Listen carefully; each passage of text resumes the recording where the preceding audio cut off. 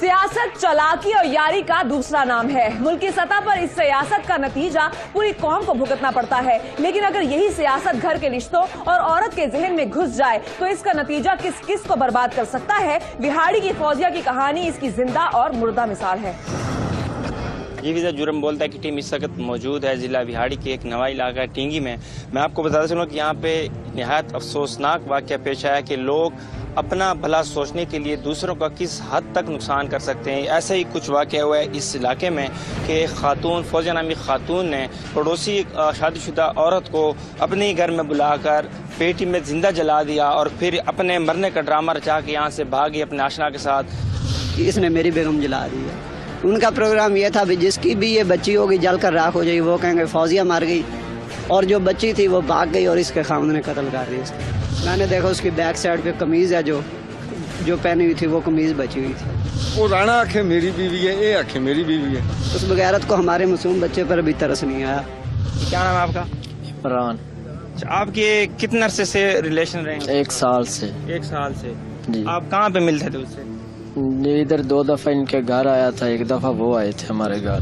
वो आप क्या खाएंगी, मैं ऑर्डर देकर आ जाता हूँ। अरे आप बैठ जाए, आपने ऑर्डर दे दिया है ना, और ऑर्डर का मतलब होता है कि हुक्म वेटर आ जाएगा तो आप ऑर्डर दे दीजिएगा। एक बात तो बताएं आप मुझे, आपने कहा कि आपकी शादी हो गई है। यहाँ तो इंसान 3-3 शादियाँ कर लेता है, तब भी नहीं पता था कि उसने 3-3 शादियाँ करनी है, और आपने मुझसे झूठ भी नहीं बोला।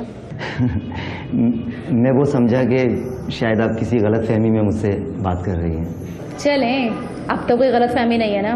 जी, वो बहुत दुख हुआ मुझे कि आपके भाई आपके साथ बहुत बुरा करते हैं। अरे छोड़ो भी, ये बातें तो फ़ोन पे भी हो सकती हैं। वैसे फ़ोन पे बड़ी बुज़दिली दिखाई तुमने। मैंने कहा कि मिलने के लिए आ जाओ तो तुम डर गए। वही तो मुझे शर्मिंदगी हो रही है। प्यार किया तो डरना क्या? जब मैं औरत होकर मिलने आ सकती हूँ तो क्या तुम नहीं आ सकते? तुम मुझ पे भरोसा रखो, मैं तुम्हें मिलने के लिए बुलाऊंगी तो तुम आ जाओगे ना।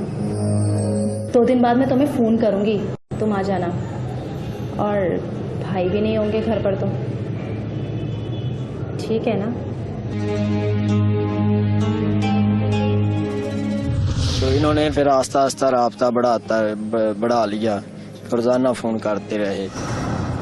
फौजिया पर इमरान के इश्क का भूत ऐसा सवार हुआ कि वो उसके लिए अपने शौहर और बच्चों तक को नजरअंदाज करने लगी।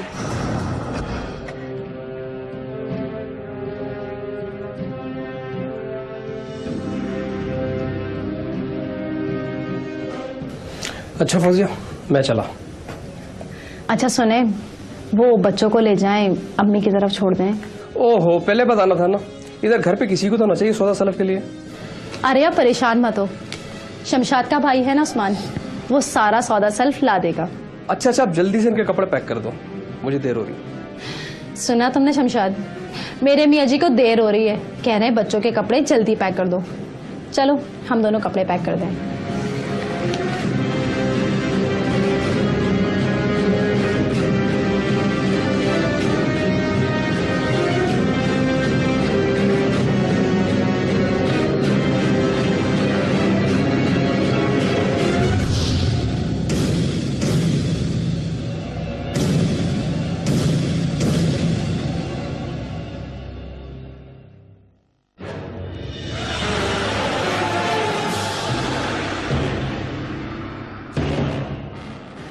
ना अब तुम्हें किसी की बुरी नजर लगेगी और ना सर्दी। क्या जरूरत है तुम्हें यहाँ आने की? कोई देख लेता खिड़की में तो। ये इस वक्त कौन आ गया? तुमने तो कहा था कि तुम्हारा भाई। देखो, उसने तो कहा था कि मैं 1-2 दिन में वापस आ जाऊंगा। तुम बिल्कुल परेशान मत हो, और तुम टेंशन मत लो किसी चीज की। तुम एक काम करो, यहाँ बैठो और बिल्कुल ऐसे रहना जैसे मेहमान आया हो घर में। मैं देखती हूँ कि बाहर कौन आया है।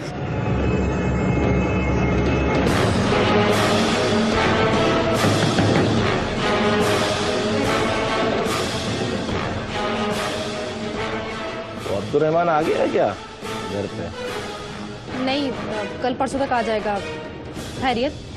मुझे लगा तो मैं समझा, अगर बंदा घर में रहेगा तो क्या कमरे की लाइट भी ना जलाए वो? नहीं मुझे लगा कि कोई है अंदर। देखने में खा जाएगा क्या? अपनी आंखों का इलाज करा जाफर, बहुत उल्टा सीधा देखने लगी है।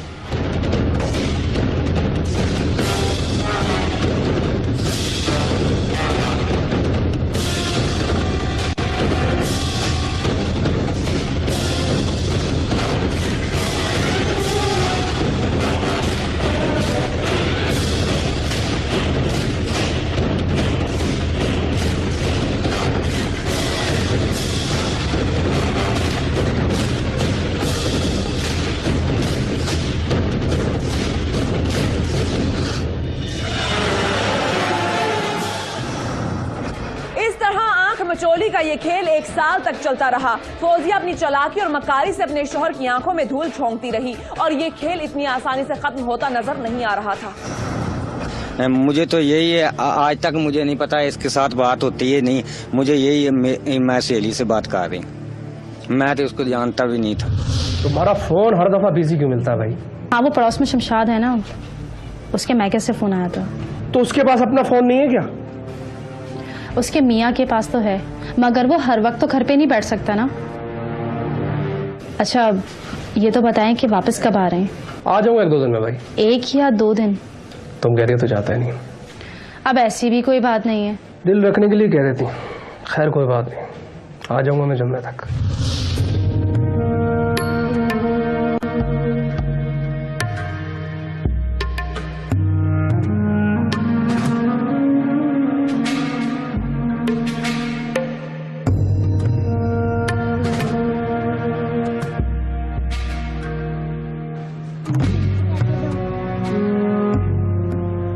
अच्छा 1 मिनट होल्ड करना, मैं जरा देखूं। क्या है, तुम मुझे तंग क्यों कर रहे हो बार बार? दे रही हूं मैं पैसे, और हाँ, बाद में नहीं आना फिर।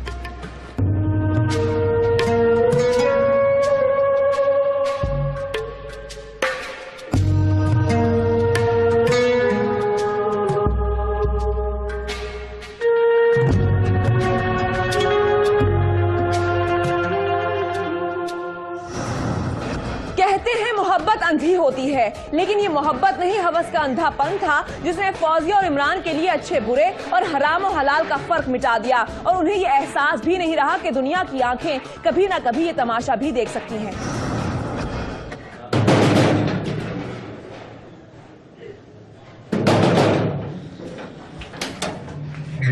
कौन है वो और किधर है? वो तो इसका कहाँ से आ रहा है? टी-शर्ट। वो मेरी बात तो सुनो।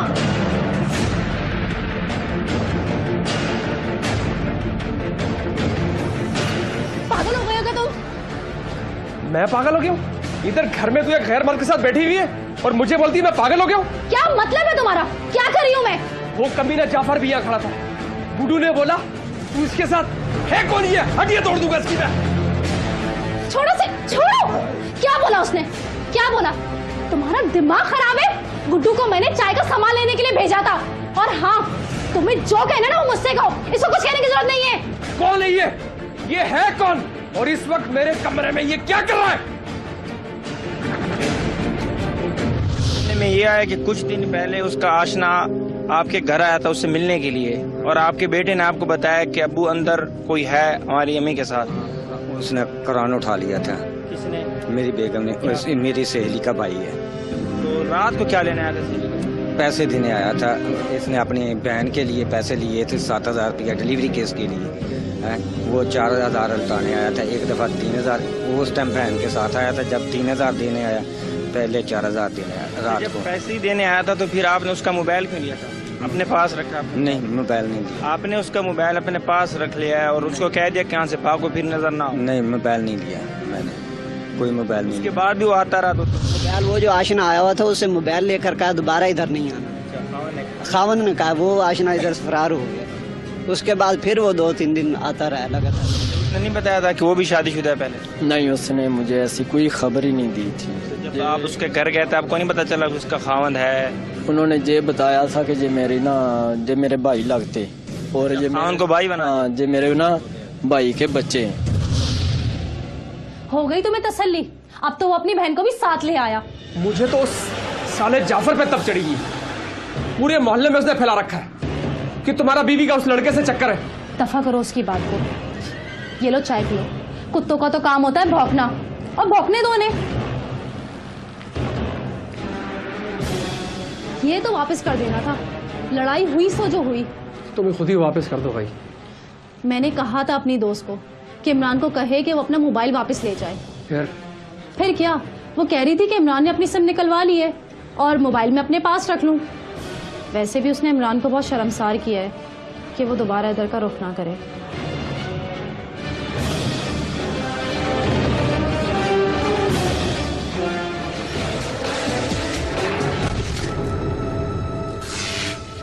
इमरान को शादीशुदा होने के बावजूद फौजिया की ख्वाहिश ने दीवाना बना रखा था, लेकिन वो बहरहाल अक्ल का दामन नहीं छोड़ना चाहता था। वो फौजिया की हद से बड़ी हुई बेबाकी से खौफजदा था, जो दिन ब दिन जुनून बनती जा रही थी। बार बार मेरे आने से उसका शक फिर यकीन में बदल जाएगा। तुझे उसकी बड़ी फिक्र है, और शक की क्या बात करता है।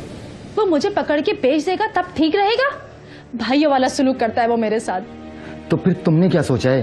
देख इमरान, मैंने बड़ी मुसीबतें उठाई हैं, तुझे नहीं पता। माँ अगर सर पे ना हो ना तो कुंवारी लड़की के साथ क्या क्या होता है तुझे क्या पता।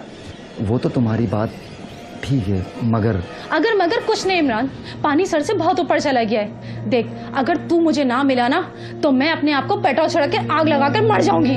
पागल हो गई हो तुम?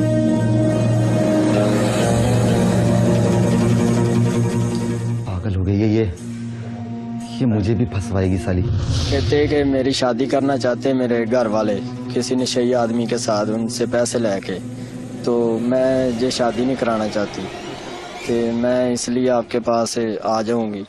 मैंने कहा मेरे पहले भी बच्चे हैं, मेरी शादी हुई है।